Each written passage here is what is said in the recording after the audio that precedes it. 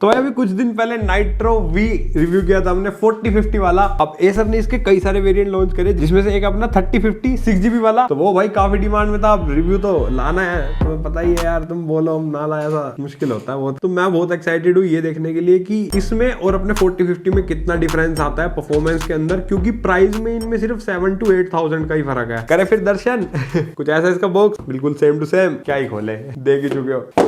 सीधा लैपटॉप के दर्शन करो भाई तुम, बिल्कुल सेम शक्ल है भाई। बाकी डब्बे में हमें मिलती है एक पावर कॉर्ड और एक अपना 135 वोल्ट का अडेप्टर, ये वाली पिन आती है इसकी, और कुछ पुस्तक है, बस यही था बॉक्स में। तो बिल्कुल अपने 4050 जैसा है, फ्रंट से भी देख सकते हो, इवन नीचे से भी बिल्कुल सेम टू सेम है। और ये है पूरा प्लास्टिक बिल्ड में और मैट फिनिश में आता है। नीचे से पूरे वेंट्स वगैरह देख सकते हो, सारे वेंट्स खुले हैं भाई। और यहाँ पूरी अपनी हीट सिंक दिखती है और दोनों फैन भी दिख रहे हैं। नीचे वाला भी पूरा पार्ट अपना पॉलीकार्बोनेट में है और ये 2 डाउन फायरिंग स्पीकर लगे हुए हैं इसके। बाकी एग्जॉस्ट फैन यहाँ पर है अपने, तो यहाँ से आएगी सारी हवा बाहर। और यही एग्जॉस्ट फैन डिस्प्ले के पास यहाँ पर हिट करते हैं। तो ऐसे लोगों को ना डाउट आता रहता है कि कहीं डिस्प्ले पे कोई हार्म तो नहीं करेगा। भाई कोई दिक्कत नहीं आती, इनकी एस्पायर सीरीज में भी सेम यही पर होती है सारी चीजें, तो उनमें भी कोई दिक्कत नहीं फेस हुई आज तक किसी को। अगर हुई भी हो तो कोई कमेंट कर देना, पर मेरे एक्सपीरियंस में मुझे कभी कोई दिक्कत नहीं लगी। बाकी अंदर की लुक तुम देख सकते हो कैसी है, पूरा मैट ब्लैक फिनिश में आता है भाई, एकदम तगड़ा सा लगता है। लेफ्ट और राइट साइड पे अपने स्टिकर्स और ब्रांडिंग वगैरह है। सेंटर में आता है अपना टच पैड और ये फुल्ली टच है एंड क्लिक्स भी काफी ज्यादा अच्छे हैं, तो फीडबैक बढ़िया मिलेगा। ऐसे गद्दे वाली फीलिंग आती है, तो कोई खटखट वाली चीज नहीं है। क्वालिटी वाइज बढ़िया है और साइज में भी अच्छा खासा बड़ा है। बाकी कीबोर्ड भी इसका मेरे को बढ़िया लगा, बिल्कुल सेम एस्पायर जैसा कीबोर्ड है। व्हाइट कलर की बैकलाइट आती है और 2 लेवल की ब्राइटनेस के साथ। कीबोर्ड की ब्राइटनेस थोड़ी सी मुझे कम लगी कंपैरेटिवली, क्योंकि यार एक तो ये ब्लैक कीबोर्ड है, तो मेरे हिसाब से थोड़ा ज्यादा ब्राइट होना चाहिए था लाइटों को। अंधेरे में यूज करोगे तो कमी नहीं लगेगी। बाकी कीबोर्ड का टैक्टाइल फीडबैक आता है एंड कीज प्रीमियम तो लगती है, तो टाइपिंग वाइपिंग वाले कोई भी काम करो, प्रोग्रामिंग वगैरह मस्त हो जाएगा सब। बाकी फंक्शन कीज पर भी यहाँ बहुत सारे शॉर्टकट्स मिलते हैं हमें। एक नाइट्रो सेंस के लिए डेडिकेटेड बटन भी है। बाकी यहाँ अप डाउन एरो कीज थोड़ी सी मुझे छोटी छोटी लगी, पर ठीक है, आदत पड़ जाएगी फिर दिक्कत नहीं आएगी। और हाँ, कोई फिंगरप्रिंट स्कैनर हमें नहीं मिलता। अपर लिड को अगर छोड़ देना तो पूरी लुक इसकी एस्पायर सीरीज जैसी है, जैसा अपना एस्पायर 5 और एस्पायर 7 आता है, पर ये एस्पायर सीरीज से ऊपर है परफॉर्मेंस और हर चीज के अंदर। बट जो अपनी फुल फ्लेजेड नाइट्रो सीरीज आती है ना, उससे कम लेवल मान सकते हो। और इसके जो पंख है ना भाई, पूरे नाइट्रो सीरीज वाले पंखे हैं, बहुत ज्यादा लाउड है। अगर तुम मैक्स पे कर दोगे ना, अच्छी खासी नॉइज करते हैं, बट अगर तुम हल्के फुल्के काम करते हो तो आइडल रहते हैं। बाकी एक हाथ से हम ओपन करना चाहे तो आराम से हो जाता है, तो वेट डिस्ट्रीब्यूशन भी सही है एंड एलिवेटेड डिजाइन है। तो जैसे ही हम थोड़ा सा लीड ऊपर करते हैं तो ये नीचे वाला पार्ट अपना एलिवेट हो जाता है एयर फ्लो मेंटेन करने के लिए, और कुछ इतना इंक्लाइन ये हो जाता है। बाकी हिंज की क्वालिटी भी जबरदस्त है भाई, कोई दिक्कत नहीं आएगी इसमें। एंड वॉबलिंग देख सकते हो, बिल्कुल ना के बराबर है भाई। एंड फ्लेक्स की बात करें तो हल्का फुल्का फ्लेक्स अपर लिड में है, क्योंकि पॉलीकार्बोनेट बिल्ड है, बट बहुत ज्यादा नहीं है। एंड कीबोर्ड फ्लेक्स भी बहुत ही नेग्लिजिबल सा है, ना बराबर। बाकी ओवरऑल बिल्ड इसकी बहुत ज्यादा सॉलिड लगी मेरे को, एस्पायर सीरीज से कंपैरेटिवली ज्यादा तगड़ी बिल्ड में है। एंड अगर वेट की बात करें तो कुछ 2.1 kg के आसपास का इसका वेट है। स्पेसिफिकेशन की बात करें तो प्रोसेसर है इसके अंदर i5 13420H 8 कोर 12 थ्रेड्स के साथ, जिसमें 4 परफॉर्मेंस और 4 एफिशिएंसी कोर्स है। और ग्राफिक कार्ड है इसमें RTX 3050 6GB VRAM वाला 65 वोट की मैक्स TGB के साथ। तो ऑब्वियस सी बात है, ये फुल फ्लेजेड वाला 3050 नहीं है, जैसे 4050 भी जो इसके अंदर हमें मिलता है वो भी फुल फ्लेजेड नहीं आता। इस वाले ग्राफिक कार्ड का फुल फ्लेजेड वर्जन अपना Lenovo Lock और Dell G15 में मैंने रिव्यू किया था, 95 वोट के साथ आता है वो। तो आगे देखेंगे कि भाई कितना फर्क पड़ेगा इससे। रैम इसके अंदर 8GB की DDR5 50 200 मेगाहर्ट्ज की सिंगल चैनल रैम, और ये 32GB तक अपग्रेडेबल है। पर स्लॉट 16GB आराम से अपग्रेड कर सकते हो। आज के हिसाब से तुम खरीद ही रहे हो तो 8GB प्रेफर मत करना। जैसे ये 8GB वाला वेरिएंट है, तो या तो लेते के साथ इसे अपग्रेड करके 16 करा लो, 8GB की और रैम लगवा के डुअल चैनल बन जाएगी, परफॉर्मेंस भी बढ़िया हो जाएगी। या फिर इसका 16GB वाला वर्जन ले सकते हो, उसमें भी एक बेनिफिट है कि एक स्लॉट में 16GB आती है,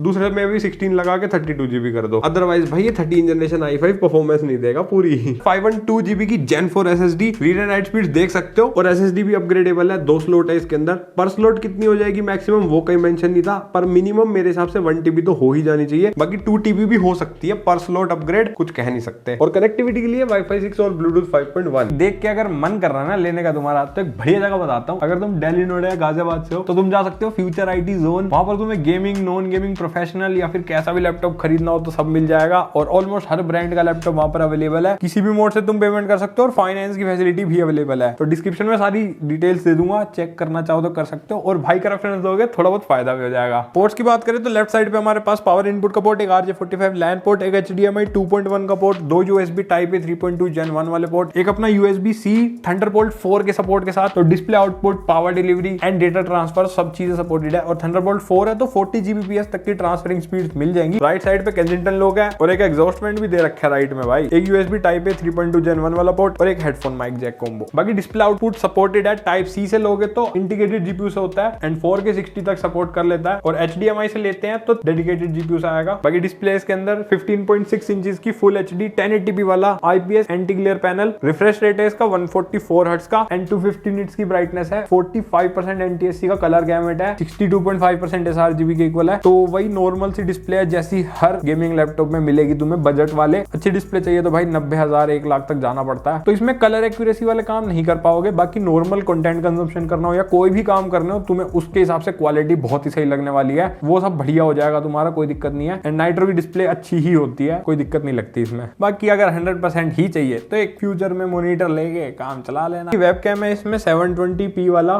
इसका वेब कैमरा, माइक की क्वालिटी भी देख सकते हो कैसी है, लग तो बढ़िया रहा भाई, जैसी भी लगे बाकी देख ही लो, तुम्हारे सामने है। मजा आ रहा है तो लाइक सब्सक्राइब भी कर दो। बाकी 2 वॉट्स के आउटपुट वाले 2 स्पीकर है,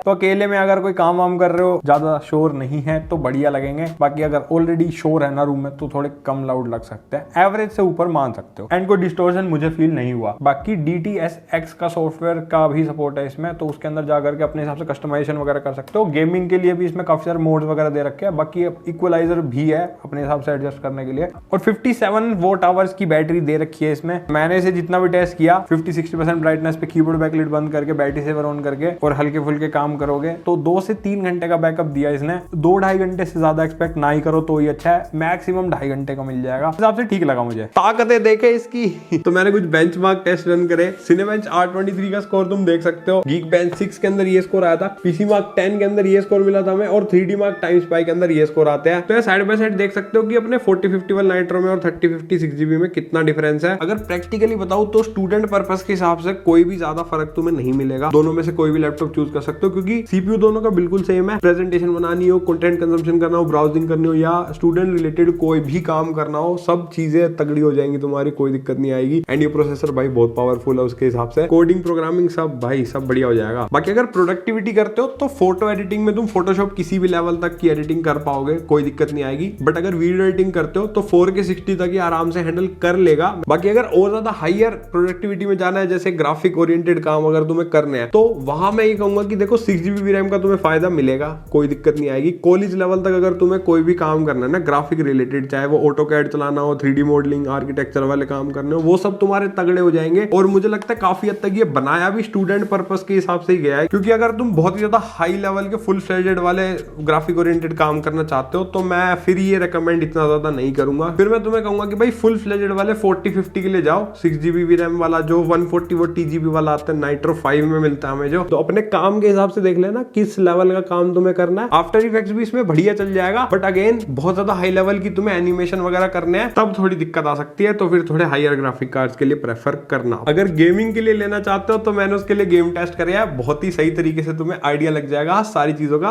तो एक बार देख लो। तो पहले हमने काउंटर स्ट्राइक 2 टेस्ट किया हाई प्रीसेट पे और 150 के आसपास FPS जा रहे थे, एंड टेम्परेचर भी अपने 60-70 डिग्री ज्यादा नहीं गए। सर्दियों में है बट गर्मियों में अगर मान सकते हैं कि 70-75 तक जाएंगे तो भी कोई दिक्कत नहीं है। देन वेलोरेंट टेस्ट किया बिल्कुल फुल हाई सेटिंग्स पर, यहाँ पर हमें 200-250 तक FPS आ रहे थे। अगर यही 16GB रैम होती ना और डुअल चैनल होती तो काफी ज्यादा अच्छी इंप्रूवमेंट हो जाती, 300 तक हमारे FPS आराम से चले जाते। तो यही चीज है जो 8GB वाली रैम में फेस होती है। सेम चीज CS2 के अंदर भी हुई थी। देन GTA 5 टेस्ट किया, वेरी हाई का प्रीसेट था। GTA के अंदर काफी सही परफॉर्मेंस निकल के आ गई, मतलब 100 और 120 के आसपास FPS आ रहे थे, जो कि 6GB वाले 3050 से एक्सपेक्ट भी करोगे तुम, और इसकी 65 और TG पे फिर भी अच्छी परफॉर्मेंस दे रहा है। बाकी स्टैट्स तुम्हारे सामने है सारे। देन फार क्राई 6 टेस्ट किया अल्ट्रा प्रीसेट पे, और अल्ट्रा प्रीसेट पे 50-60 FPS आ रहे थे, जो कि डिसेंट है, इतना ही एक्सपेक्ट किया था मैंने, इससे ज्यादा आ भी नहीं सकते, क्योंकि 40-50 में हमारे 80-90-100 तक चले जाते हैं, तो अपनी TGP के हिसाब से सही काम कर रहा है। देन RDR 2 टेस्ट किया अल्ट्रा प्रीसेट पे, और इसके अंदर हमारे पास 40-50 FPS जा रहे थे, और जो ग्राफिक कार्ड है वो पूरा 62 वॉट्स तक जा रहा था। तो मतलब भाई पावर तो पूरी दे रहा है ये वाला लैपटॉप, ऐसी कोई दिक्कत नहीं लगेगी। तो AAA टाइटल, हैवी टाइटल जितने भी है ना, तुम अच्छी सेटिंग्स पर खेल पाओगे इस वाले लैपटॉप में, इतना तो भरोसा है भाई। देन हमने टेस्ट किया Spiderman miles Morales high preset पे, DLSS ऑफ और ऑन करके साइड बाय साइड देख सकते हो कि कितना फर्क है। वेरी हाई पे मैंने इसलिए टेस्ट नहीं किया क्योंकि कभी कभी बीच में ना लैग कर रहा था गेम, इसलिए हाई प्रीसेट पे तुम आराम से इस गेम को खेल पाओगे। बाकी हाँ DLSS से 10-15 FPS बूस्ट हो रहे थे। फिर रे ट्रेसिंग के साथ टेस्ट किया तो रे ट्रेसिंग के साथ भाई काफी चीजें कम हो गई, FPS बहुत कम हो गए एंड लैग भी करने लग गया। और रे ट्रेसिंग के साथ अगर DLSS भी यूज करोगे तो भी कोई खास फर्क नहीं पड़ेगा, क्योंकि ये 3000 सीरीज वाले ग्राफिक कार्ड है। तो मैं यही कहूंगा कि DLSS ऑन करके हाई प्रीसेट पे खेल सकते हो, फिर तो बढ़िया FPS दे देगा। देन हॉगवर्ट्स लेगेसी करा, डिमांड काफी आती है ना क्योंकि इस गेम की, तो इसके अंदर हमें DLSS ऑफ और ऑन करके देख सकते हो कितना फर्क है। सेटिंग्स अल्ट्रा थी तो उसमें भी भाई मतलब DLSS से फर्क काफी ज्यादा पड़ गया भाई, 40 FPS सीधा सीधा बूस्ट हो गए। तो कई गेम्स के अंदर DLSS काफी ज्यादा तगड़ा काम कर रहा है, तो हाँ मतलब फर्क तो है। Then God of War test किया, ये भी अल्ट्रा प्रीसेट पे टेस्ट किया था और DLSS के साथ देख सकते हो कि साइड बाय साइड कितना फर्क है। ज्यादा फर्क नहीं था, मतलब 2-4 FPS ही बूस्ट हुए थे इस वाले गेम के अंदर। तो वही है कि हर गेम के हिसाब से ये चीज भी वेरी करेगी कि DLSS से कितना फर्क पड़ेगा, जितना हो सकता है वो मैं दिखा ही रहा हूँ। देन साइबरपंक टेस्ट किया अल्ट्रा प्रीसेट पे, DLSS ऑफ और ऑन करके साइड बाय साइड देख सकते हो, अच्छा खासा फर्क पड़ जाता है। मतलब DLSS का फर्क साइबरपंक में भी हमें दिख रहा था, बट रे ट्रेसिंग ऑन करी जब हमने तो उसमें भी DLSS ऑफ ऑन किया बट कुछ खास फर्क नहीं पड़ा। तो रे ट्रेसिंग अल्ट्रा पे कर रखा था हमने, अगर इसे कम रखते तो फिर भी हो सकता है प्लेएबल FPS मिल जाते, बट मैं रेकमेंड नहीं करूंगा रे ट्रेसिंग साइबरपंक के अंदर। ये नॉर्मली अल्ट्रा प्रीसेट पे तुम DLSS ऑन करके खेलोगे तो भी अच्छे खासे FPS दे रहा है, तो खेल सकते हैं, कोई दिक्कत नहीं है। Then Call of Duty Warzone test किया एक्सट्रीम प्रीसेट पे, DLSS को ऑफ और ऑन करके देख सकते हो कितना फर्क है। एक्सट्रीम प्रीसेट पे अगर DLSS ऑन कर दिया ना तो भाई काफी सही ई स्पोर्ट्स लेवल के FPS आ गए हमारे पास। बट हाँ अगर तुम्हें DLSS के बिना खेलना है तो एक्सट्रीम से थोड़ा कम करना पड़ेगा सेटिंग्स को, तब तुम्हें ई स्पोर्ट्स वाला लेवल मिल जाएगा। बाकी हाँ डेफिनेटली भाई ग्राफिक कार्ड कम TGB होने के बाद भी काफी सही परफॉर्मेंस निकाल रहा है, हैवी से हैवी टाइटल में भी, तो मतलब बढ़िया दे रहा है भाई गेमिंग में भी परफॉर्मेंस, हल्का नहीं मान सकते हैं।